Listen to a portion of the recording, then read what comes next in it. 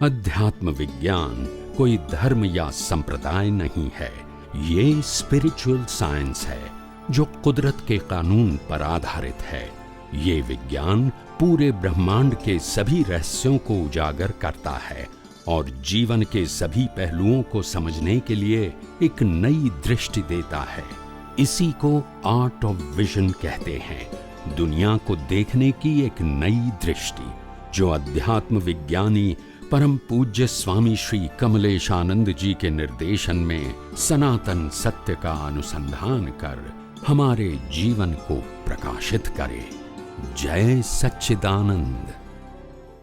स्वामी जी, ग्रस्त जीवन के अंदर स्त्री और पुरुष ये गाड़ी के दो पहिए होते हैं।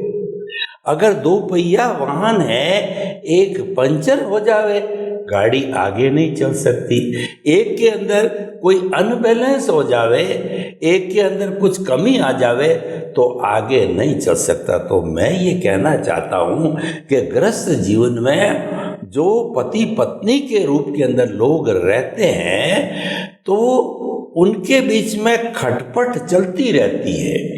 विनोद की खटपट तो अच्छी है, वो तो खटी मीठी है, लेकिन खटपट ऐसी कि लंबे समय तक एक दूसरे से बोले नहीं, एक दूसरे का सहयोग करे नहीं, एक दूसरे के दुख दर्द में काम नहीं आए और धीरे धीरे ये मिसअंडरस्टैंडिंग, ये मान्यता, ये दुर्भावना बढ़ते बढ़ते 50-60 वर्ष की उम्र में भी डाइवोर्स की स्थिति पैदा हो जाती है। जब बच्चे या तो शादी के लायक हैं, शादी कर चुके हैं, उसमें भी डाइवोर्स को देखा है।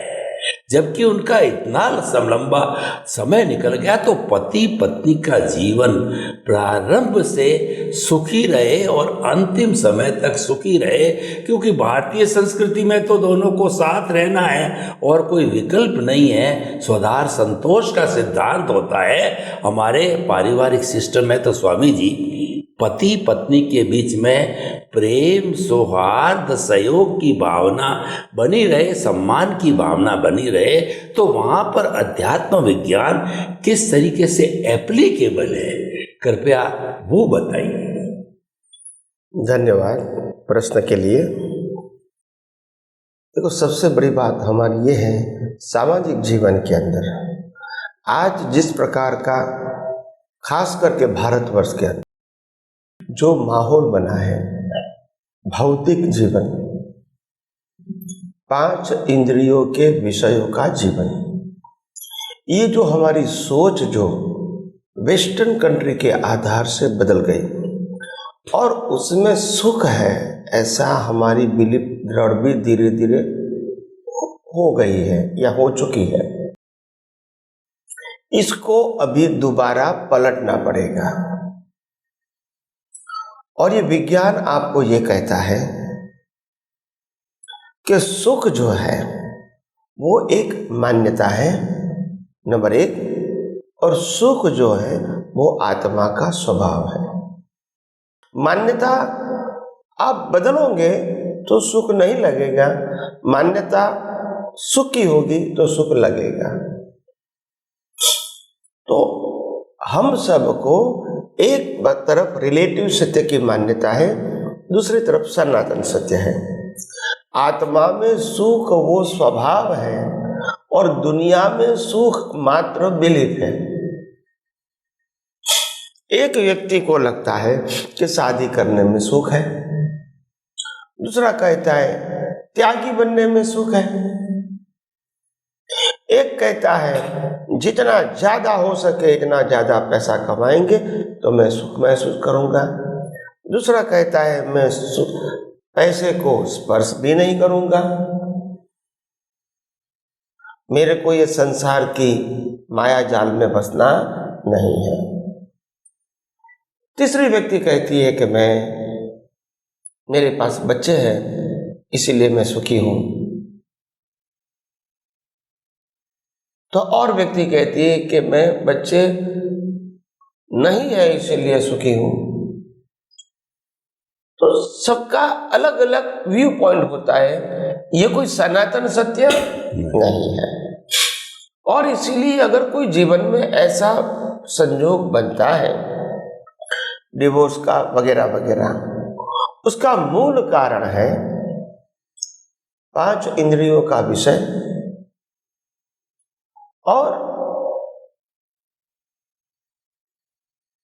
सुख के लिए एक दूसरे के साथ जीवन जी के अंदर के सुख का अनुभव करना, वो जीवन का लक्ष्य होना चाहिए, कोई बाहर के जीवन का नहीं।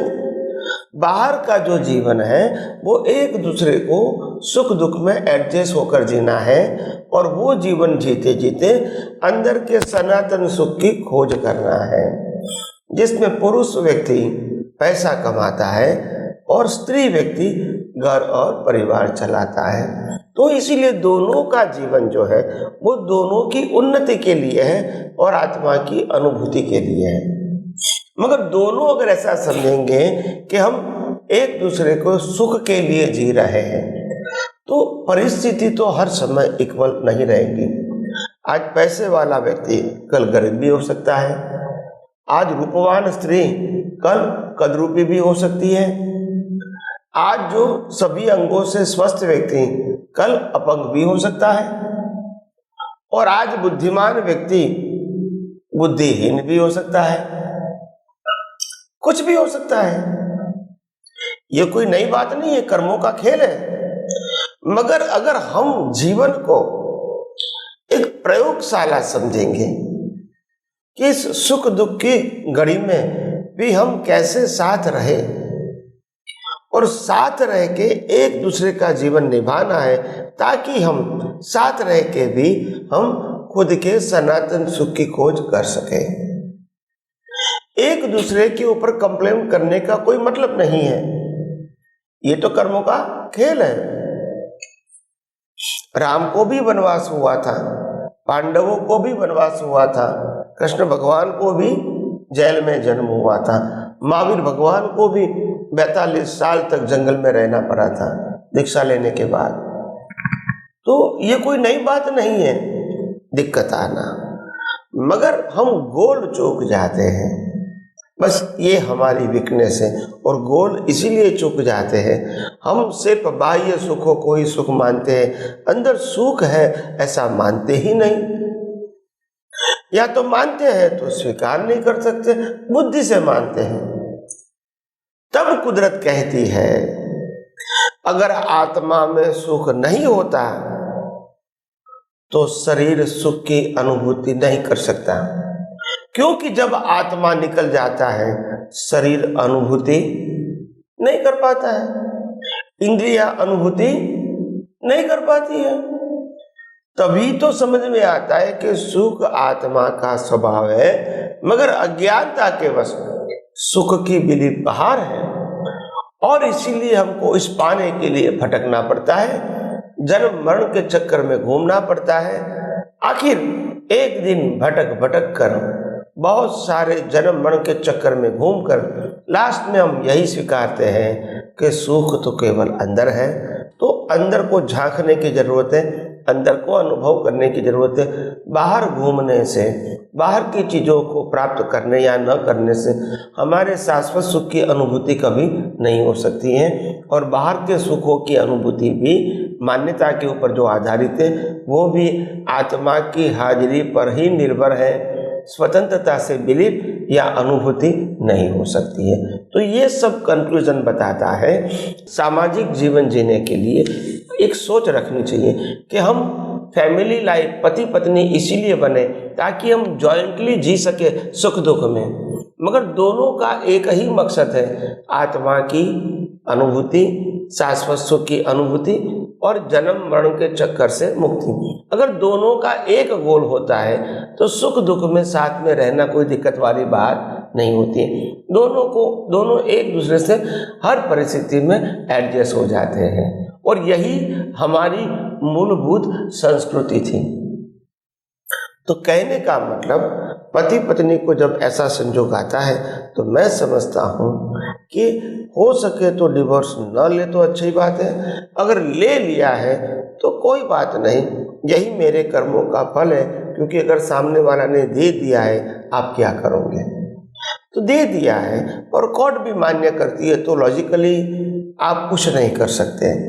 तो उस परिस्थिति में हमको समझना पड़ेगा कि चलो कुदरत ने एक संजोग दिया है हमको अकेले जीने का, तो उसी प्रकार के जिएंगे और आगे बढ़ेंगे आत्मविश्वास के साथ। क्योंकि एक परिस्थिति को समाप्त होना मतलब जीवन समाप्त नहीं हुआ।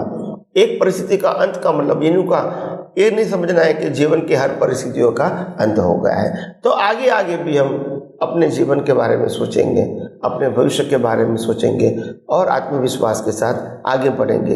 अगर यही सोच रखेंगे तो मैं समझता हूँ जीवन में सफलता मिलना तो निश्चित मिलेगी ही। सफलता मिलना तो कोई नई बात नहीं है, मगर आप जब आत्मविश्वास खो देंगे तो फिर जीवन में आगे बढ़ना आपके लिए बहुत दुष्कर हो जाएगा। तो आइए हम आध्यात्मिक विज्ञान के बारे में और अगले एपिसोड में जानने की कोशिश करेंगे। स्वामी जी आपका बहुत बहुत धन्यवाद।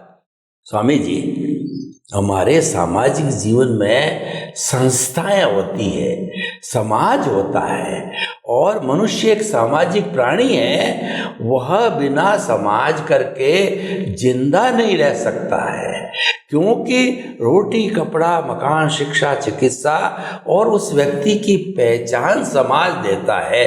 समाज से ही वो सब कुछ पाता है। तो समाज के प्रति जो व्यक्ति का दायित्व होना चाहिए, जिसको समाज ऋण कहा जाता है, तो व्यक्ति को आप थोड़ा सा उपदेश दीजिए जो अध्यात्म विज्ञान सनातन सत्य की दृष्टि से कि समाज का वो अभिन्न अंग होते हुए भी समाज को वह किस तरीके से कंट्रीब्यूट करे कि समाज का ऋण उतरे, या समाज उसको दे रहा है, समाज को उससे प्राप्त करने की अपेक्षा भी है, तो किस तरीके से वह समाज को अपना अच्छा सहयोग दे सकता है। कृपया इसके बारे में थोड़ा सा खुलासा कीजिए। हर व्यक्ति एक सामाजिक प्राणी है और सामाजिक प्राणी होने के नाते समाज के साथ जीवन जीना यही उनका एक गोल होता है। समाज से दूर रहकर जीवन नहीं जी सकता है, दूर रह सकता है मगर वो जीवन नहीं होता है, अकेलापन होता है। अकेलापन कोई विशिष्ट व्यक्तियों के लिए हो सकता है, सामान्य व्यक्तियों का जीवन जीने के लिए नहीं हो सकता है। तो हम जब सामाजिक प्राणी हैं, समाज के साथ जीते हैं, तो स्वाभाविक है कि समाज के अंदर लोगों का जो उत्तरोत्तर विकास होता है, वो विकास सबकी अलग अलग परिस्थितियों में होता है।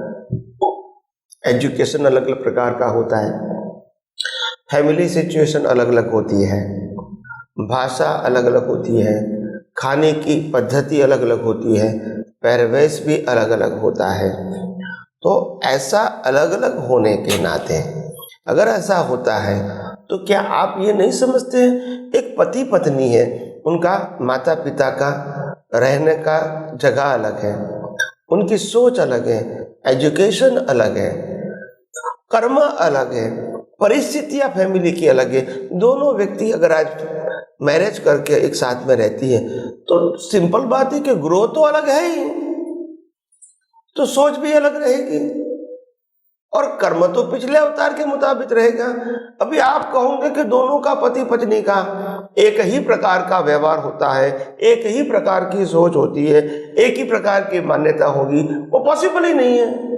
दोनों अगर एक दूसरे को एडजस्ट होके जीवन जीना चाहते हैं तो जी सकते हैं, और एडजस्टमेंट ही जीवन है।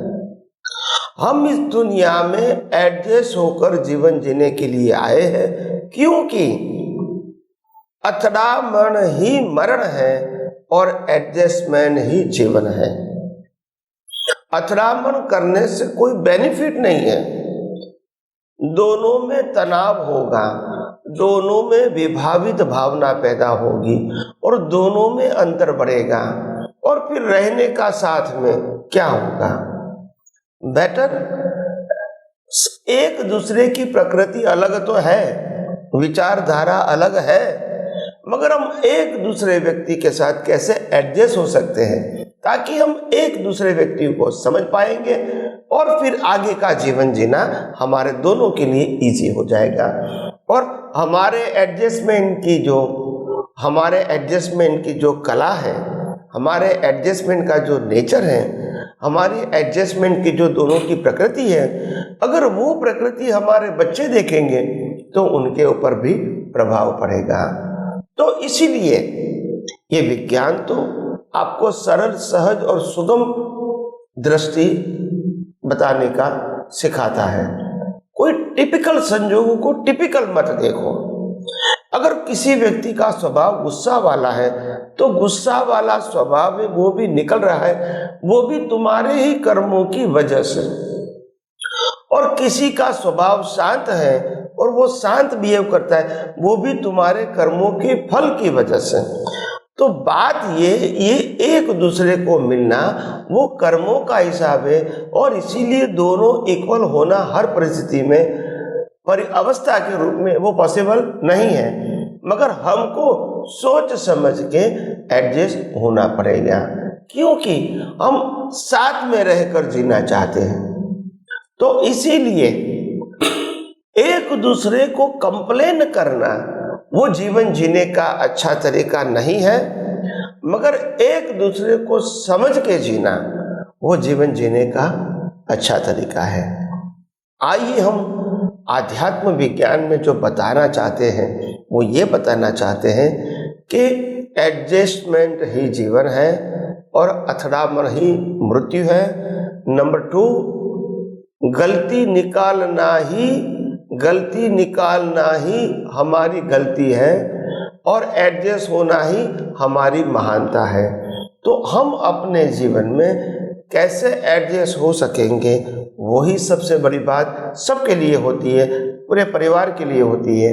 तो आइए हम अपना जीवन एडजस्ट एवरीवेयर करके जिए और अथड़ा मन को टाले, अवॉइड क्लेशेस, और एक दूसरे के पास संभाव रखें।